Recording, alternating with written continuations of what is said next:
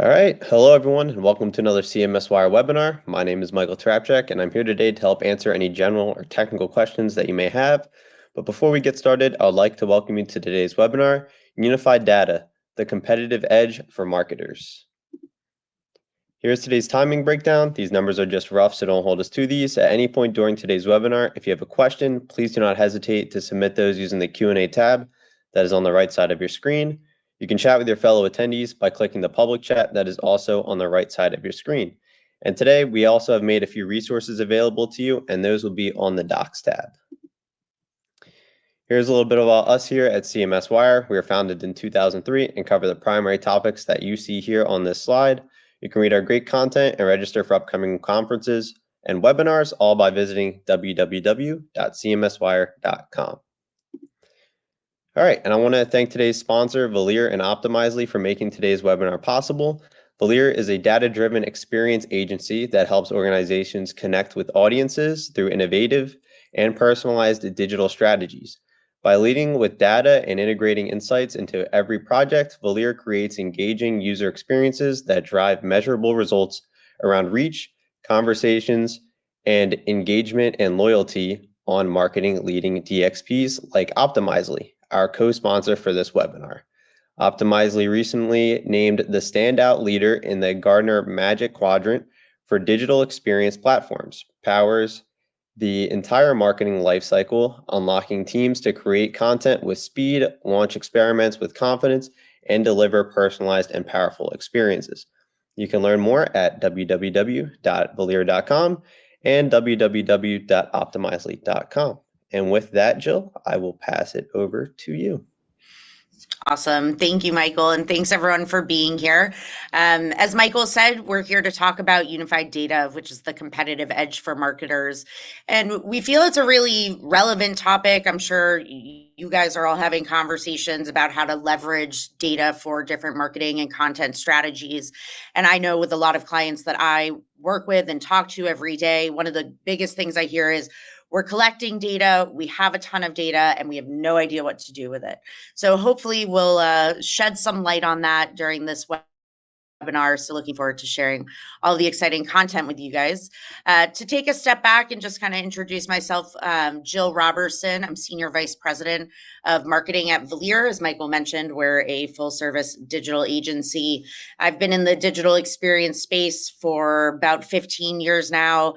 I've specialized in personalization and testing. And so thinking about how we use data for these different optimization tactics is always really top of mind.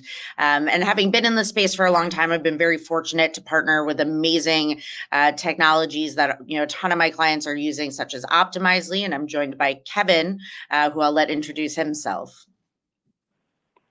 Yeah, and Jill, thanks for having me. So my name is Kevin Lee. I lead up product strategy here at Optimizely. I look after our portfolio strategy across what we brand as Optimizely One, which is the operating system for marketing. To Michael's point and Jill's point, we were recently awarded and landed at the top right spot in the Gartner Magic Quadrant for DXPs. We're also a leader in 12 other analyst evaluations across the board. So super excited to be here, and obviously data being such a critical hot topic for marketers today, and how do we actually extract value out of data is key. Awesome. Thanks, Kevin. And so before we dive into the content, we're going to be talking a lot about data, being data-driven, the role it plays in marketing. So with the help of my trusted assistant, Brenda, we're going to throw up this first poll for you all to answer.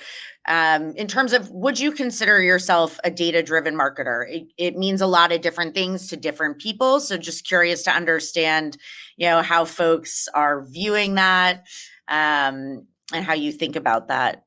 So we'll let that poll kind of sit up there and see if we get any answers coming in. So we have a beginner, a couple folks are advanced as these things are coming in. And I think it's, it's a muscle I think we're training differently now, and we'll touch on that. I think a lot of us in the space grew up solely using Google Analytics, right, and reporting out on metrics from there. And now we have this wealth of data.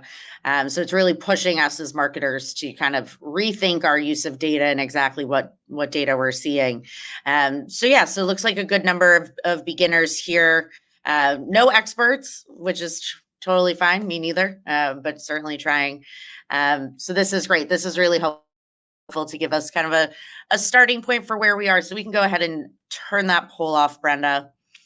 And there we go. So again, thank you for participating in that. It gives us a good sense.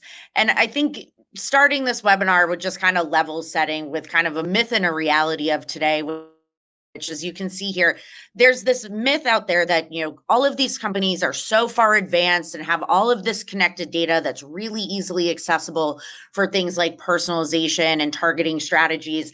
And a lot of this is from, big brands and organizations that we interact with every day, whether we're listening to Spotify or Netflix or Amazon, these really, really large organizations certainly have this, right? We can tell by the way things are personalized for us. And the way that we're really kind of treated as special when we interact with these brands through different product or, song or movie recommendations, whatever it may be. But the reality is that marketing executives are struggling, right? There's a big disconnect with kind of what this perception is and what's actually happening behind the scenes, which is that, yes, we have a lot of data. I think all of us do, but a lot of times it's inaccurate. It can be siloed across different teams or business units. And it's really presenting an obstacle to evolving and maturing different marketing strategies. And it's also secretly kind of the silent business killer. So if we're looking here at this slide and just some of the stats that we can see, so there's 40% is the amount of enterprise data that's inaccurate, incomplete, or unavailable. So while there is all of this data, we can't use it, right? It's not actually telling us the true story, and it's making it riskier to use it than to not. On average, 15 million is the amount of revenue that businesses lose due to poor data. So that can be the inability to act on it, inefficient or inaccurate personalization. I know I've certainly received some emails from companies, which I will not name, that has the wrong first name in the email, right? Something got messed up along the way with how, that information was mapped, right? And that can be really risky to get it wrong. And then 29% of marketers say disconnected data is a top barrier to personalization. Again, so we as marketers are continuing to strive to really step up our game from a customer experience perspective. And in theory, we should have all of this amazing data to help us, but it is actually a silent business killer, which is why when we're talking about this topic today, this notion of unified data and bringing that data together is so important for all of the things that it's going to unblock and the challenges that we're facing today. And so just building on this, 84% of CMOs admit that they're under more pressure than ever to show ROI from their marketing efforts. I think a lot of us felt this last year and probably into this year, right? We have to do more with less. And so we're fighting for different parts of the budget and we're trying to move different initiatives forward. And the question is, or I shouldn't say the question, but the response often is, sure, but how did this other thing perform? If we're trying to make more investments in expanded campaigns, in executing personalization and testing on a site, and that's going to require time, resources, investment, the question is always going to be, well, what was the return on the last thing that we did? What's going to be the return on this next thing? And in addition to data being the silent business killer for the inability to act, when data is fragmented and siloed, it's really making it challenging to track and measure campaign success across different platforms and channels, because ultimately we're trying to get this holistic figure or picture, but we're not able to do that. So we're just kind of scrapping things together to try to tell the story and show the return. And so thinking about why this matters, when data and digital naturally kind of go together, but to kind of tie it all in, when we're talking about digital experiences that our consumers are engaging with, a website is a revenue generator, right? We're collecting leads, we're driving conversions, and organizations really need to ensure that digital channels are profitable assets, right? So we have an understanding of what they're contributing to the pipeline, the sales, the revenue as we move down that. And in the next step, by integrating data-driven strategies, organizations can optimize the customer engagement and really build long-lasting relationships. So, having these profitable assets on the web and making sure that we're implementing data-driven strategies for optimization, and also enhancing that marketing ROI, getting a clearer picture for that through different digital transformation integrated marketing technologies. It's so important, right? Like digital and data, technically, separate topics we could dive really deep into, but they are ultimately connected, where we want to become data-driven marketers in the sense that we're executing something, we're listening through the data to understand what's working, what's not, how do we optimize, and really use that as a continuous learning cycle to fuel different digital experiences. And so, to take a step back, sort of, what's made data the focus? It's, again, as I mentioned earlier, I think for a lot of us starting in the marketing space, we were looking at Google Analytics, maybe some social metrics around, oh, we got some more likes, some more followers, whatever it may be. But with recent technical advances, the development of powerful data storage and analysis tools, including CRM, but also moving up into CDPs and data warehouses, this has brought data to the front and center. In addition, this increased data availability between all of the touch points that we interact with, and I think everyone on this webinar is aware that every time we're clicking or scanning or whatever it may be, there's so much data generated, and we have access to more data than ever before. And so this increased availability, coupled with the technological advancements, is really bringing data into the forefront. And also because companies are competing on customer experience, right? We're always trying to level up, whether that's within a website, it's within digital campaigns, trying to create viral content, right? We are continuously thinking about how do we level up our customer experience. And I think marketers, words are hard, sorry, marketers, especially over time, have really seen the benefits of some of these optimization strategies around targeted messaging and taking that beyond email, really segmented campaigns where we can target specific ads to specific audiences, bring that consistency to a website through personalization, test and learn, right? So all of these things have really made data the focus for marketers, and couple that with the need to prove ROI. Again, it's natural that this is a hot topic for all of us. And so when we talk about unified data, it's not just an operational efficiency. It's really something that is a competitive necessity in today's market, and something that we're here talking about it, other marketers are talking about it, others are acting on it, right? And so this is something that's going to continue to be a driver for marketers as we're thinking about experiences, different strategies, campaigns, and things like that. And so to just kind of quickly jump into another poll question here, I'll have Brenda throw this up in the poll section, but really trying to understand if your organization engages with a data warehouse. So when we're talking about unified data, it's not just data, and we're talking about taking the data out of separate systems and using a data warehouse to bring all of that together from our different channels, whether it's website, email, offline interactions, app usage, things like that. So curious to kind of get a pulse here.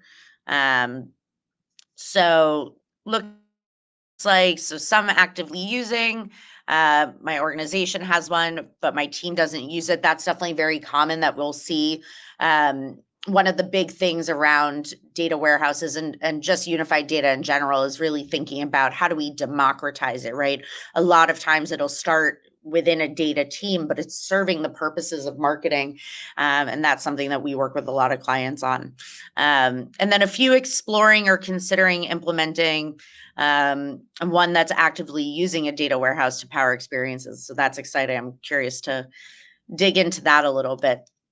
Awesome. So I'll have Brenda close that, and then I think I lost my slides. Hold up. There we go. Okay. So in terms of when we're talking about unified data and what it means to be data driven, I just wanted to put this in context here.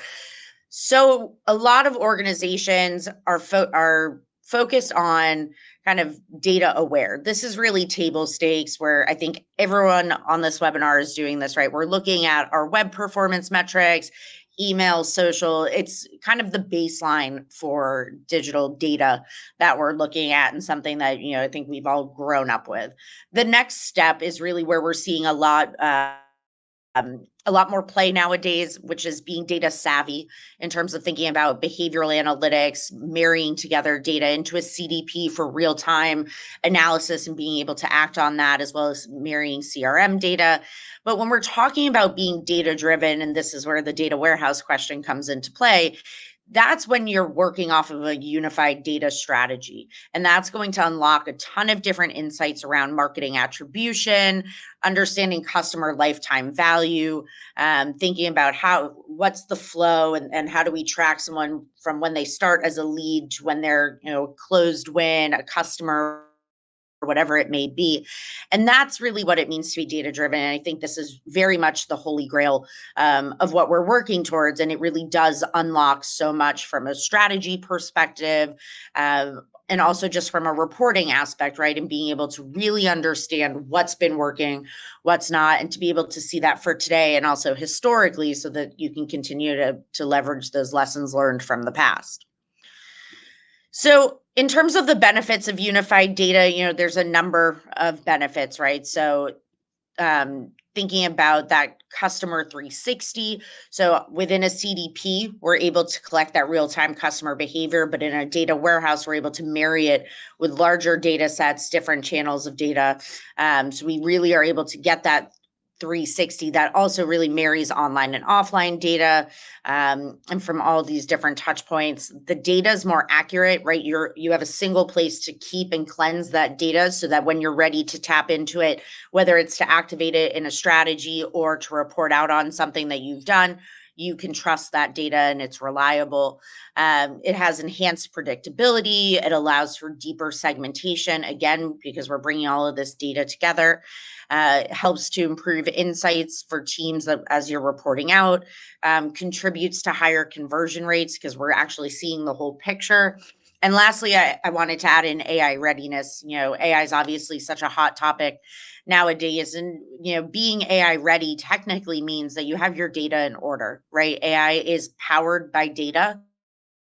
And so when you have unified data, you have a strong data foundation that will allow you to best use, different AI tooling, because you always have to be feeding and training the model with different types of data, whether it's, actual numbers data to help with predictability, whether it's branding content data that helps with kind of brand aware AI. But, having a unified data strategy really does help give folks a leg up when it comes to AI.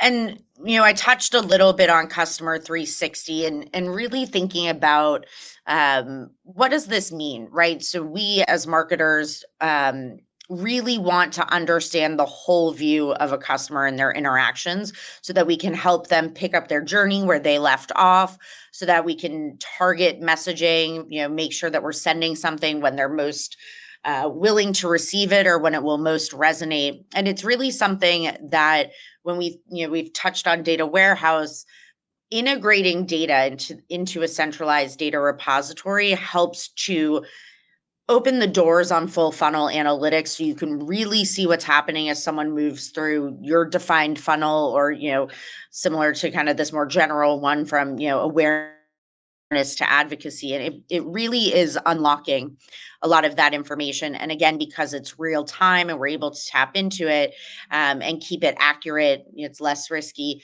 It just makes those different strategies that we can employ data with, makes it that much more strong, or just stronger, I guess is how I would say that.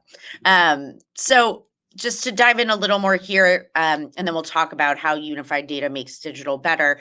Just some of the core pillars around Customer 360 and things for you to think about, as you walk away from this webinar and you're thinking about what data do you have? How do we get to a point of a unified data strategy if that's not somewhere where you are today? You want to think about the quality, right? What sources and systems are you using, and are they generating high quality data that's trusted? Integration in terms of, can we integrate these things? How do we connect those siloed data sources together? What's the right path forward for that? Thinking about insight, of course, are you able to tell a story with the data and have insights? A lot of times where marketers have struggled, and myself as well, is when you're looking at a single set of data and you can kind of make it say what you want it to say, right? And that sure can be helpful in reporting out, but is that the most helpful in delivering the best customer experience? Probably not, right? You want to see the good, the bad, and the ugly when it comes to data, because you can maximize the good things and repair those things that are underperforming. So making sure that you can extract those insights from data, and a lot of this can be done through different dashboarding.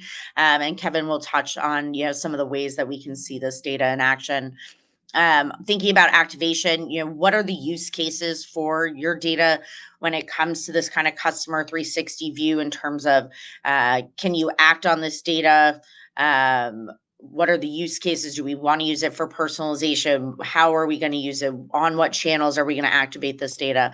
And then lastly, thinking about governance. Whenever we're introducing something or working on something that really is going to benefit multiple teams, and especially is also being collected from multiple places, understanding the responsibilities of who's maintaining the data is really important. A lot of people will benefit from the data, but someone has to be kind of the owner of it in terms of, if we're adding new systems that are collecting data, are we integrating them? Can other teams access this? Are they getting what they need out of the data? So having a governance model around that too is something to really think about, just to keep things in lockstep and make sure that data is working for us. So to switch over quickly, we'll start talking about, what does this really mean in practice? And just wanted to call out that I think unified data is something we've been talking about a lot more, and it's something I've certainly seen a huge uptick in terms of the research and readings that I'm doing. And I thought this quote was really powerful in terms of organizations that use unified customer data see a 20 to 30% increase in revenue from activating that data for things like personalization, for testing to make sure that experiences are most relevant, and it's driving customer engagement. So there's no question that data plays a significant role here. But if we're to break it down kind of into three core areas, we'll keep it simple, right? Unified data makes digital better, but better how? Unified data helps to make sure that you have better content. It helps to drive better engagement and drive overall better experiences. So I'll dive into each one of these with some help from Kevin here. And so better content with insights, right? So what does this mean? So if we have unified data, how are we able to take the learnings and the insights from that data and enable us to have better content that's more effective? And so when we're thinking about this, unified data is collecting and aggregating customer interactions, behaviors, preferences across all different touch points, right? To really create that 360-degree view. And we've talked about it enables real-time insights into what content resonates most. And so when we're thinking about data, we can use it to understand what content is working along the journey, right? What's getting someone from point A to point B the fastest, or what's driving the most conversions as someone's consuming content as they move down through the funnel. And having that and looking at the data, seeing what's working, that is a great indicator to say, well, this is strong content. It's worked, with a broad audience or within a particular segment. Let's replicate that.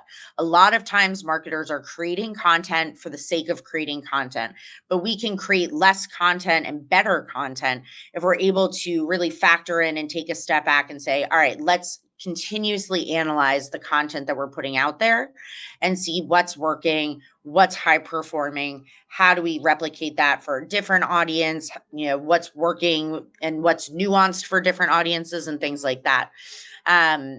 So that's how we can get better content with insights. And Kevin, I'll pass it over to you to touch on this and what this kind of looks like with Optimizely. Yeah, for sure. So under unified data, obviously one key thing is how do we actually derive and learn from every touch point that Jill just spoke about. Many of you on the call, Jill mentioned this, like everyone grew up on sort of like Google Analytics, will have probably seen a Sankey chart just like this. And now you're going, well, what's different about this Sankey chart?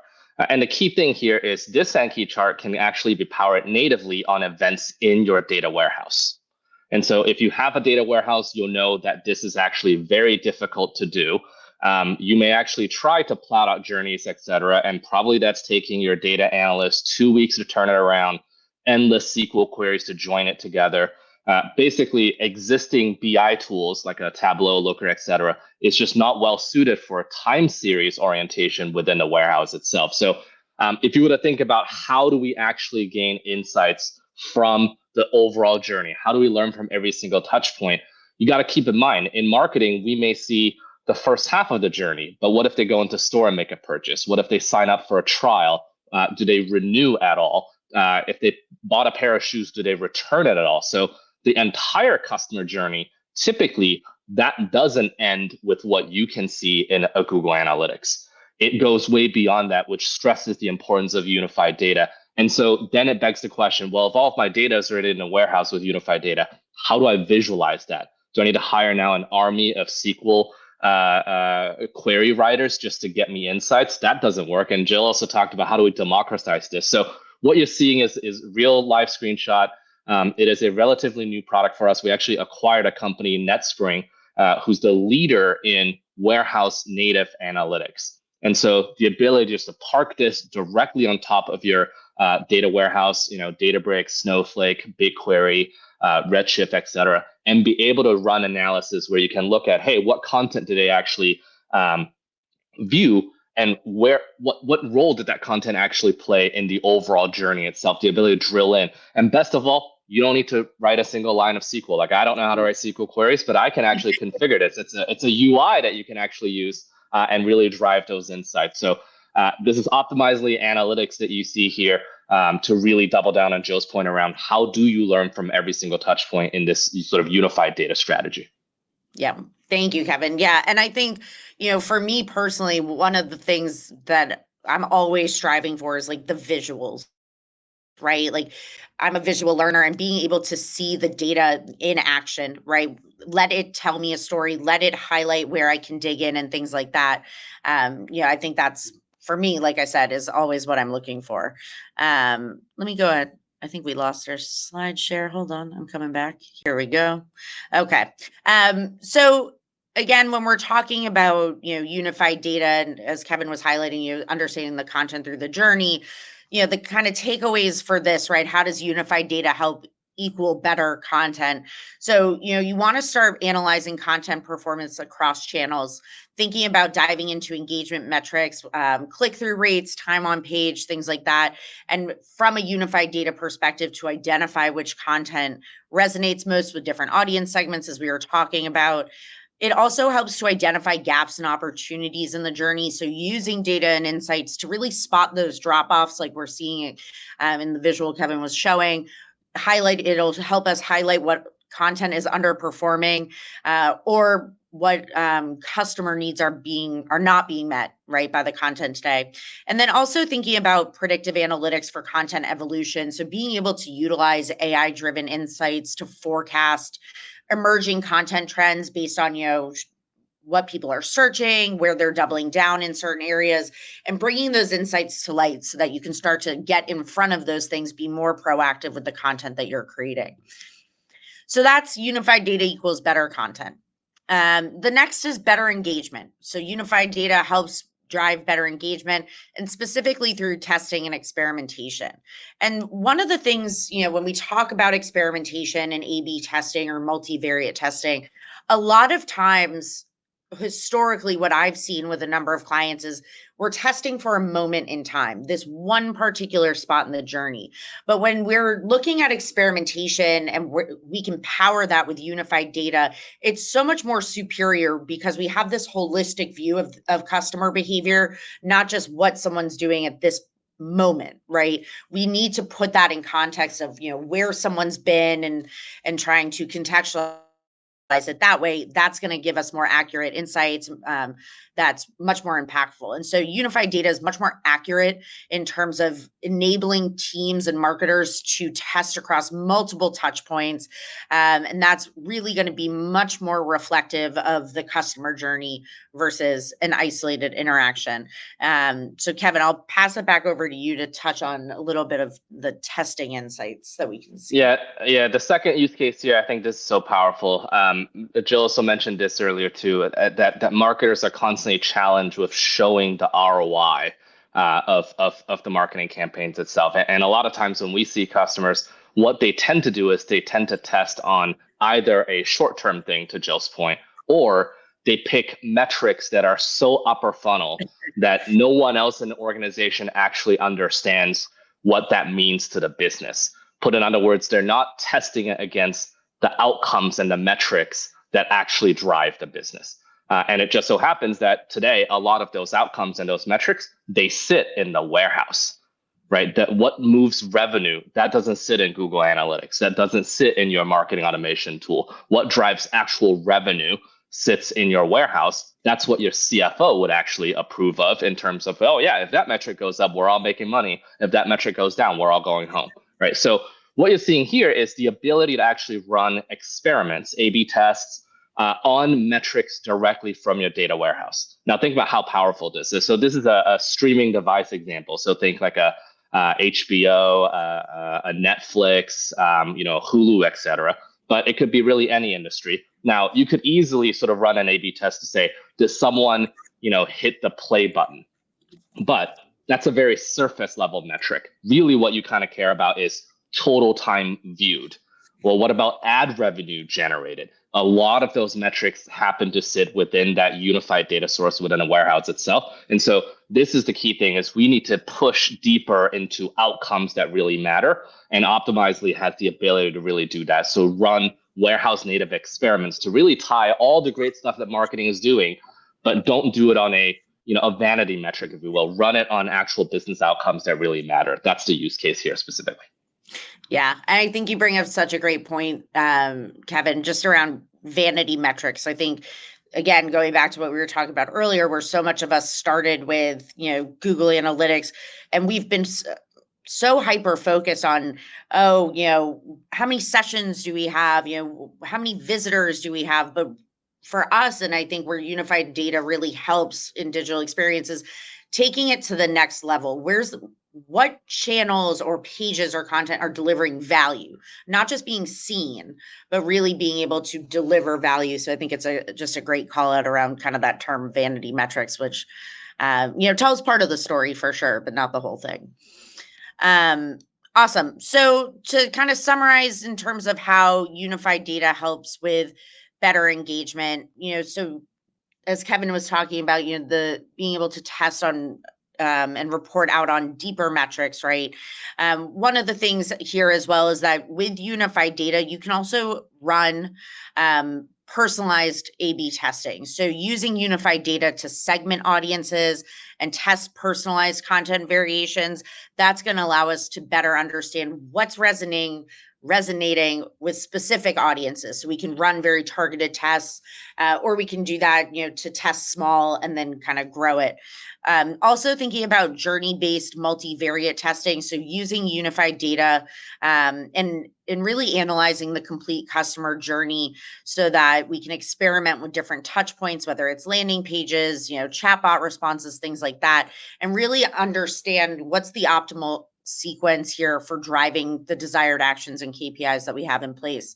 And then lastly, thinking about predictive AI-driven experimentation. So, are we able to leverage machine machine learning models to test content more dynamically based on those real-time signals, as well as historical data that we can have in a data warehouse, and really thinking about how that can continuously optimize the experience by predicting and serving the most relevant content variations, layouts, things like that. And so really trying to use that unified data to drive some of this predictive experimentation. And then the last kind of core areas around better experiences with personalization. And so let me just, yep, here we go. Sorry. So really thinking about personalization in general, it's a feel-good strategy, right? We want to know that the business or organization that we're interacting with, is helping us, aiding us through our journey, not forcing us to restart over and over again. I always use the example of, if I call my cable provider and they ask me for the last 4 digits of my social, I enter them, the rep comes on, and the first question they ask me is, what are the last 4 digits of your social, right? And it's a small thing, but it's frustrating to have to repeat yourself. Personalization is basically canceling repeating yourself, right? It's saying, hey, I know you, I know what you've looked at before, I have an idea of other things you might like, let me show that to you. And unified data really enables that real-time personalization. So it's not just saying, oh, well, you visited the site once in the past 30 days. It's able to take into account what you did yesterday, right? And really very specific actions and behaviors. And this is also really interesting, especially for organizations that have a lot of cross-sell and upsell, right? You want to be able to very quickly act on when someone who maybe has converted on one thing now shows interest in another, and being able to use unified data to power that real-time personalization. This, of course, enables highly relevant content, product recommendations, and messaging that's very, very tailored to individualized behaviors, and really helps to close the gap between, when a lot of organizations start with personalization, it's a little bit reactive, but really helping to close that gap to be much more proactive, taking you from a one-to-many strategy for personalization to a very individualized one-to-one. And also, as we were talking about before, being able to connect those offline and online channels, ultimately all of this leading to kind of higher engagement and higher conversions. And so, Kevin, I'll pass it back over to you to talk through what this looks like. Yeah, for sure. So I think the we talked about experimentation. So if we sort of take that streaming example one step further, now you could test 2 different recommendation algorithms and see whether or not ad revenue went up, total minutes of media watch, et cetera, goes up, et cetera. But then no algorithm is perfect, right? So there's still going to be people who drop off. And so now we enter sort of the personalization side of it. What if you could actually identify, again, using data directly sourced from your warehouse, using that unified view of all your customers, and say, hey, give me a cohort of people that have seen a recommendation from that algorithm itself, and they actually have dropped off, and take action to those. So Jill sort of gave some examples, right? Cable companies never catch a break, do they, on examples of good customer experience? But imagine a world where they know you because your information and your events and what you do, the number of calls you've made, are you texting or are you calling, is actually in a data warehouse somewhere for them, right? The ability for that type of data to be readily accessible for a customer service agent, the ability for them to look at, the people who are really, really unhappy with certain service, or the people who call into support, all look like and behave a certain way. Why don't we take some specific actions on them to prevent churn, right? So that's the power of really sort of putting an analytics and actually even increasing a segmentation and an activation tool directly on top of data warehouse. It's where your eligibility sits now. It's where your customer records actually sit. It's where customer lifetime value is the source of truth for that. So why don't we just take action directly on the warehouse instead of some intermediary step? That's also the power of what Optimizely is now driving for our customers. Awesome. Thanks, Kevin.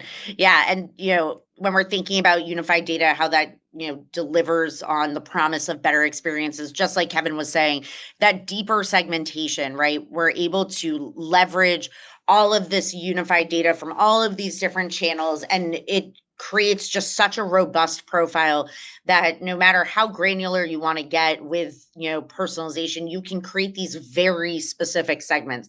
Of course, it takes time to get to that point, and you don't want to just create super targeted or super specific segments right out of the gate, right? You want to kind of test and learn and build up your operational muscle to get there. But when you have all of this data to play with, you can really make that segmentation very strong, and use that to get things over the finish line in terms of conversions, purchases, and things like that. It also helps just with channel consistency, as we've been talking about, online and offline. If I'm making a phone call to my cable provider, I want that reflected. I want them to know when I'm, interacting with them on chat, or even having them proactively send me, some FAQs or some help tip articles or whatever it may be.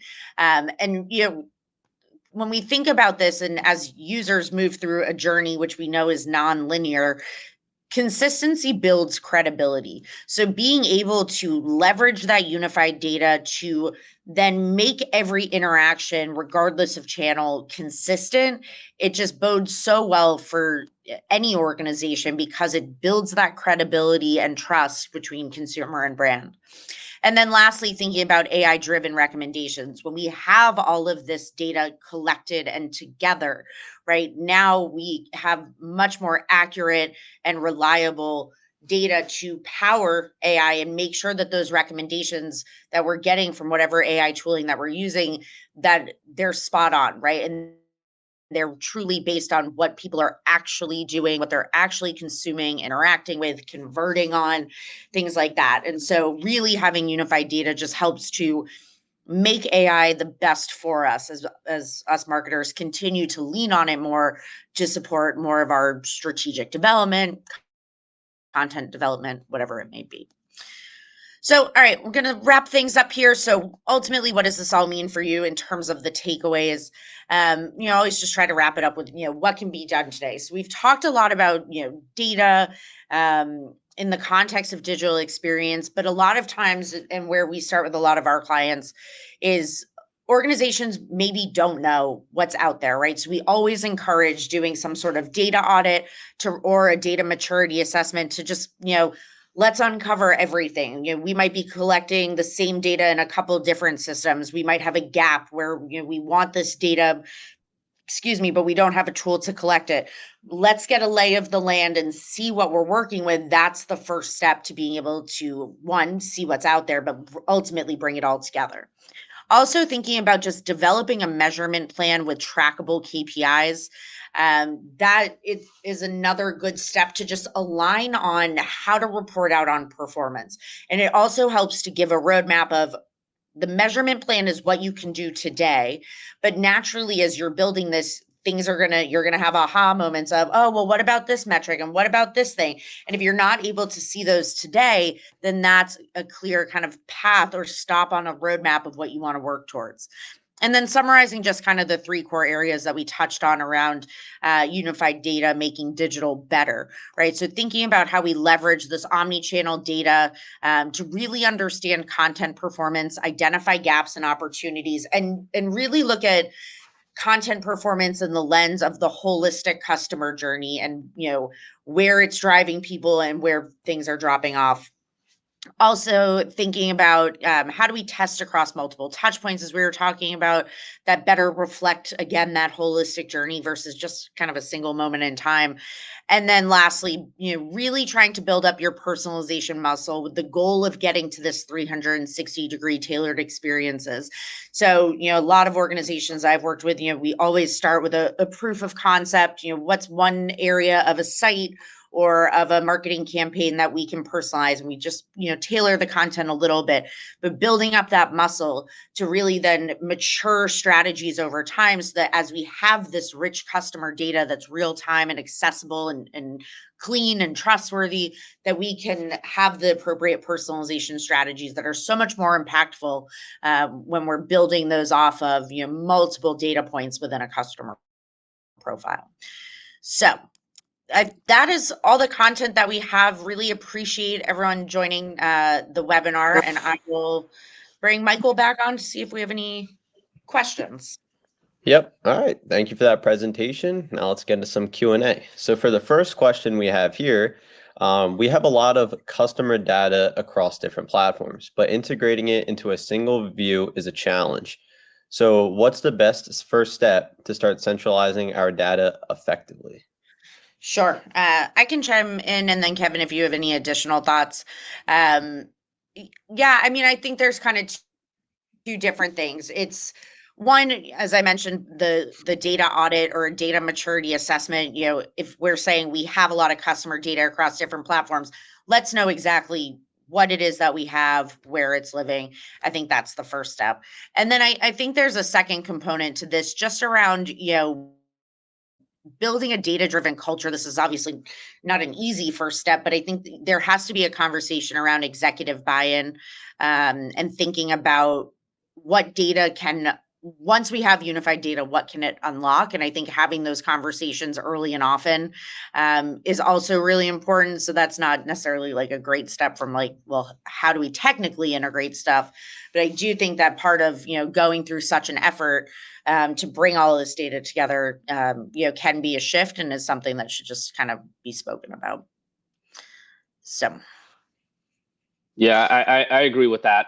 Just to add to it, I think for anyone who's sort of exploring this, I'm sure the great folks at Valeer would be super happy to do a data audit and sort of map out sort of exactly where it is. I think here, we're at a spot in the growth of technology where data warehouses are fairly mature. I still remember maybe 10, 15 years ago where everyone's like, what's a data warehouse and why do I need one? And I think now, there's best practices out there for how to implement one of these things. But just as important, to Joe's point, the governance model, the processes, and how do you have sort of an enterprise data architecture and dictionary for what goes where.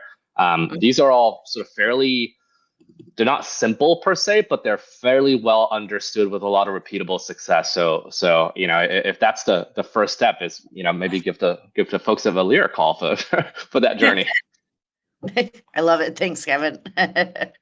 Yeah, good shout out there, Kevin.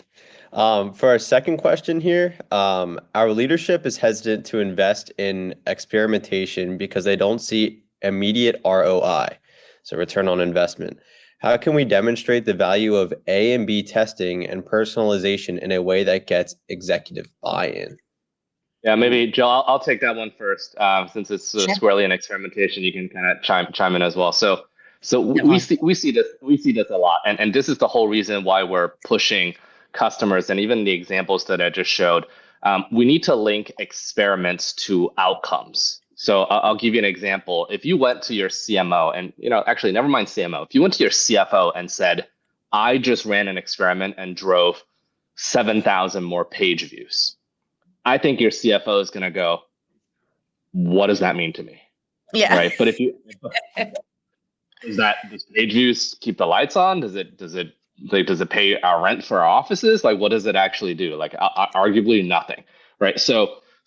But if you can tie your experiments to outcomes that matter. So if you're B2B, it's, hey, we ran an experiment and pipeline went up, right? Qualified opportunities went up. If you're a retailer, return adjusted revenue went up. A lot of these outcomes sit in the data warehouse. If you can link experiments to those things, I think you actually get the entire C-suite, the entire board very, very excited about experimentation, because you finally actually have levers to pull to change the metrics and the outcomes that matter to them. So the no buy-in part of it is because we've just been testing on the wrong metrics, is a simple TLDR way to say that. I love that you used TLDR. Yes, I agree. I think it's definitely about the right metrics. And even, if you still don't have buy-in or you don't have the tooling, an exercise I've done with a number of clients is, let's do some research on, your specific industry and what's the average, uplift in conversions or whatnot, specific metrics that contribute to revenue. And then do some simple math based on your kind of current site performance and conversion KPI performance. And if we were able to deploy a test and see a 1% increase, what does that mean from a revenue perspective? A 5% increase, right? And so use industry benchmarks to kind of backtrack into some of the math for the metrics, as Kevin was saying, that matter, right? That keep the lights on, that, help pay the bills. So, how would this contribute? How does testing something that can contribute to an uptick in conversions, which would contribute to an uptick in revenue, and kind of lay that out, right? And a lot of times that can help get bought in for that first test, right? Or to the investment to build a testing or personalization program. Awesome. All right. And I think we have time for a third and final question here. So let's say we've tried implementing personalization, but we're struggling with that, getting into the right data and delivering relevant experiences consistently. What are the most common pitfalls to avoid when scaling personalization efforts? Oh, that's a good question. I think certainly a number of pitfalls. I think there's two, and they're kind of opposite sides of the coin. I think one is trying to do too much too quickly. A lot of organizations who are trying to figure out how to start or have gotten into a start-stop motion is because they're trying to boil the ocean with personalization. And as I had mentioned before, proof of concept can be really helpful. Start with one audience and really figure out what it takes to get that personalization live. So much of personalization is building your operational muscle. It's a different way of working between who's looking at the data, who's, saying this is how we should, what audience segment, this is how we create the segment based off this data. We need new content, things like that. So I think the first thing is trying to, when folks boil the ocean or try to boil the ocean, and that's a common pitfall because it just feels like too much, right? So being able to start small. On the flip side is, just being afraid to start. Personalization and experimentation, both of them, are things that we have been talking about from a marketing perspective for so long, and yet still organizations are struggling to get started with it. Obviously, the tools and platforms you can use, such as Optimizely, have matured so significantly over time, and they make it very easy to execute. But if someone's not there championing these efforts and really moving forward and saying, hey, we're going to do this proof of concept, or as Kevin was saying, we're going to run that one test and show that it's working. I think that's just another thing to think about, just unblocking yourself, right? So much of this can really be done. It's just about kind of taking that leap of faith. That was a sufficiently long ramble, so hopefully that helps. Nah, that was good. Kevin, do you have anything to add to that before we close? I'll leave it up to you. No, I'm all good. I've been answering questions in the Q&A thing as Jill was answering the live questions, so all good. Perfect. All right. And that's all the time we have today. I want to thank Jill and Kevin for being here, and Valir and Optimizely for sponsoring today's webinar. And last but not least, thanks to you all in the audience for your time and attention today. Today's webinar was recorded, and you'll be receiving a link to that recording and a follow-up email, so keep an eye on your inbox for that. In the meantime, thank you all once more, and we'll see you on the next one. Goodbye, everyone. Thank you.